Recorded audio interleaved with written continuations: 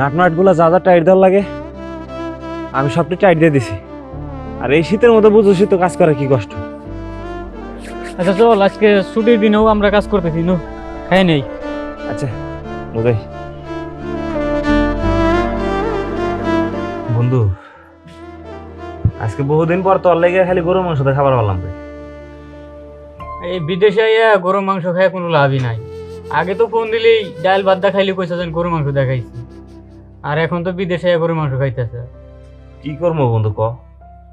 বাড়িতে থেকে ফোন দিলে যদি কইছে ডাল ভাত দেখাইছে, বাড়িতে থেকে তো অনেক টেনশন করবো রে। এই জন্য ডাল ভাত দেখাইলো, আমি কইছি যে গরুর মাংস দেখাইছে, ভালো মন্দ খাইছে। ও ভালো কথা, তুই না বলে দেশে যাবি? হরে বন্ধু, দেশে তো যাওয়াই লাগবো, তবে এখন যাইতে পারম না রে, 3 মাস পর যাওয়া লাগবো। নতুন বাইরের কাজ ধরছি তো, বুঝছি তো টাকা পয়সারও প্রয়োজন। কিন্তু তোরা তো দেশে যাওয়ার কথা। হ্যাঁ, আমার মেডিকেলটা শেষ হইলেই ভিসা লাগাই চলে যাব। অনেক বছর তো হইলো প্রবাস জীবন কাটাইতেছি, এখন যাই গ্রামের মানুষগুলা দেখে আসি। হরে বন্ধু, তাড়াতাড়ি যা, এমন তোর দেশে যাওয়াই প্রয়োজন। মা বাবার বয়স হয়েছে, তাদের একটু খেয়াল রাখতে হবে। এখানে কি অনেক কাজ পড়ে রয়েছে, কাজ করা বাদ দিয়ে এখানে বসে থাকিস? তোদের কি বসে বসে বেতন দেবো আমি? যা কাজে যা, মাগনা বেতন দেই তোমাদের।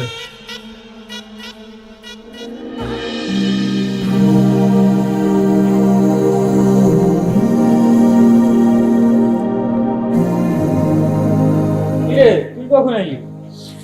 তোর মেডিকেল রিপোর্ট দিছে? হয় তো পাইলাম। কি অবস্থা তোর মেডিকেলের? এই তো ভালোই। তাইলে তো মামা তোর এখন দেশে যাওয়ার পালা। তুই না বলে 3 মাস পরে যাস? 3 মাস তো শেষ হয়ে এলো, তোর কি খবর? না রে বন্ধু, আমি এখন যাইতে পারব না, আর বাসায় অনেক সমস্যা।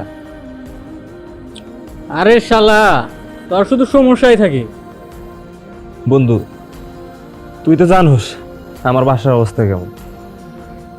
আমি চাইছিলাম জীবনের শেষ সময়টা বাবা মার সাথে কাটাইতে, কিন্তু তারা যখনই জানতে পারলো যে আমি দেশে যাবো, তখনই এক একটা বাহানা বাইর করে আমার বলতেছে তোর দেশে যাওয়ার প্রয়োজন নাই এখন।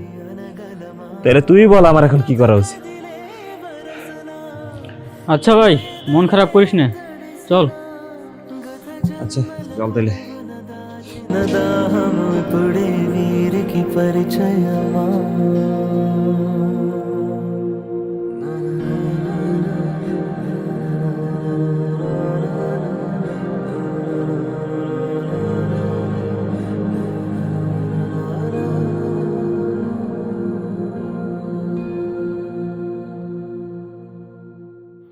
তোদের যে জন্য এখানে নিয়ে আসলাম, এই যে আশেপাশে যত ময়লা আছে, এই ময়লাগুলো আজকে পরিষ্কার করবি। আর এই যে টপগুলো যেটা ফুলের, ওই টপগুলা পরিষ্কার করে এক জায়গায় রাখবি। আর এই যে আবর্জনা এগুলো সব ময়লা পরিষ্কার করিস, ঠিক আছে? আর এই যে ঠিক আছে বস। ওরেও তোদের সাথে দিলাম আজকে, নতুন লোক, সবকিছু বুঝাই দিস, ঠিক আছে? আচ্ছা যা, ওকে বস। যা যা, কাজ কর কাজ কর। আচ্ছা ঠিক আছে। আচ্ছা যা।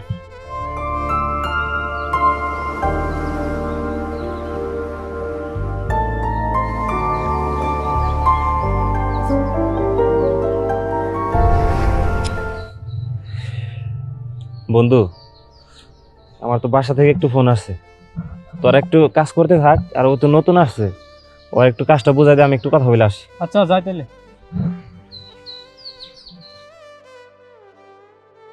আসসালামু আলাইকুম আব্বা। এই তো আব্বা ভালোই আছি, তোমরা কিরকম আছো?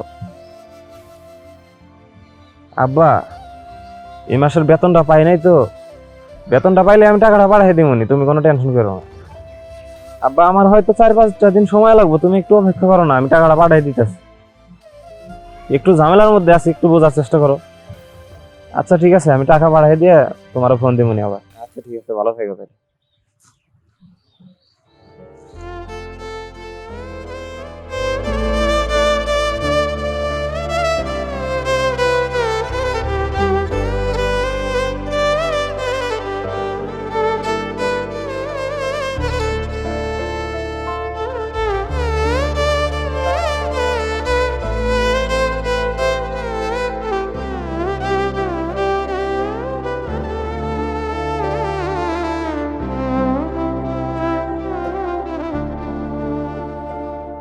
কিরে, তোর কথা বলা হয়েছে নাকি? কি বাড়িতে যাওয়ার জন্য ফোন দিছিল নাকি? না রে বন্ধু, বাড়িতে যাওয়ার জন্য ফোন দেয় নাই। ফোন দিয়েছে বন্ধু টাকার জন্য, আর তারা তো টাকা ছাড়া কিছু বোঝে না। আমি তো চাই বাড়িতে যাইতে, কিন্তু তো পারতাছি না বন্ধু। 6টা বছর ধরে বিদেশ করতেছি বন্ধু, তারা একটা বারও মুখ দিয়ে বাইর করে নেই বাড়িতে যাওয়ার কথা। অথচ একটা জিনিস দেখ, মাসের শুরুতেই তারা ফোনের উপর ফোন দেয় টাকার জন্য। আমি পারলাম না তাদের মন রক্ষা করতে, আর পারলাম না পরিবারের একজন ভালো সন্তান হইতে। তুই একদম ঠিক বলছ বন্ধু। এই সমস্ত জিনিস নিয়ে আর টেনশন করে লাভ নাই, আমাদের কাজ করে খাইতে হইব। চল কাজ করি, ওরা কপাল নিয়ে জন্ম নিলেই যা হয়। আয়। আচ্ছা চল বন্ধু, কাজ শুরু করি।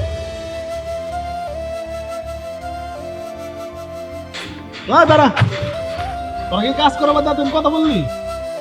বেতন তো ঠিকই গুইনা গুইনা নাও, আর কাজ চো দাও না তোমরা। হ্যাঁ, বেতন নিতে আসিস এবার, বেতন জায়গা মতো দিমু। যা কাজ কর। তাও দাঁড়ায় রইছে, যা কাজ কর।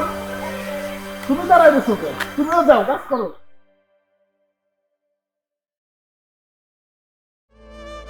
ভাই, আজকে আমার বিদেশে মাটিতে প্রথম দিন। আজকে আমার সাথে ফোরম্যান এত খারাপ ব্যবহার করলো। আরে ভাই, বিদেশ আইসা এইসব বিষয় নিয়ে টেনশন করলে চলবো? আর বিদেশ আইসো পরের জায়গায় কাজ করতে, খোড়া খাইবা না এটা তো হইব না রে ভাই। আমরা শুরু থেকে এরকমই চলতেছে আমাদের লোক। আর মালিকই তো খাটাস, বুঝো নাই? পরের অধীনে কাজ করলে এরকমই হয় ভাই। এইগুলো নিয়ে টেনশন করে লাভ হবো না। বন্ধু, এই ফোরম্যান কিন্তু এবার বেশি বুঝতেছে। এইরকম চলতে থাকলে কিন্তু আমি একটা কিছু করে ফেলাম। আর ধরো মিয়া, বাদ দে। শুরু থেকে তো আমাকে লাগে এরকমই চলতেছে, আর এইগুলো বলে লাভ আছে?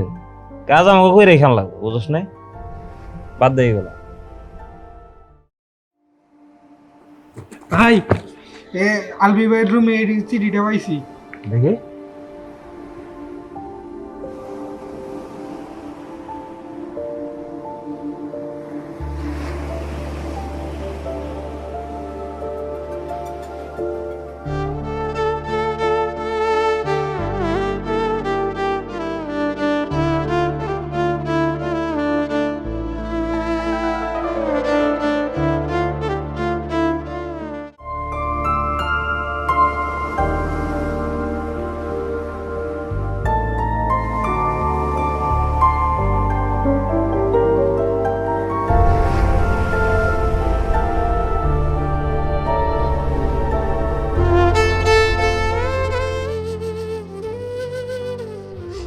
সাদিক, হ্যাঁ ভাই। যে পরিস্থিতি দেখি, ও তো বেশি দিন বাঁচবো না রে ভাই। আর ওর ক্যান্সার হয়েছে, ও এই বিষয়টা আমাকে কাছ থেকে লুকাইলো কেমন? আমি যতটুকু বুঝলাম, ও বেশি দিন বাঁচতে পারবো না। যতদিনে বাঁচুক, ওরে আমাদের সময় দেওয়া লাগবে। আচ্ছা ভাই, তাহলে আর দেরি না করে তাহলে চলো আলবি ভাইয়ের কাছে যাই। আচ্ছা ঠিক আছে, চলেন। চল তাইলে। হ্যাঁ,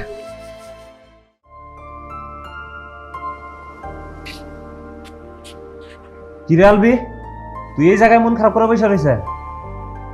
আর তোর ক্যান্সার হয়েছে, তুই আমাকে জানাস না কি লিগে? আর আমরা তো তোর আপন কেউ না, আমাকে তো পর মনে করস। একটাবার তো তোর জানানো উচিত ছিল আমাকে, কিন্তু তুই তাও জানাস না। কাজটা কি ঠিক করছিস তুই? আরে আলবি, কতক্ষণ ধরে কথা বলতেছিস, কথা বলিস না কেন? আরে কি হলো ভাই তোর? আলবি, আরে আলবি ভাই, কি হয়েছে তোর?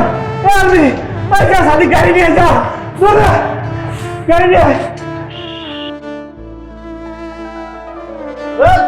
তোরা আজকেও ভাব শুরু করছস? প্রতিদিন তবে নাটক দেখবো নাকি আমি? কি হয়েছে ওর আবার? বস, বড় তো শরীর খারাপ, বড় অবস্থা খারাপ, ওরা হাসপাতালে নিয়ে লাগবো।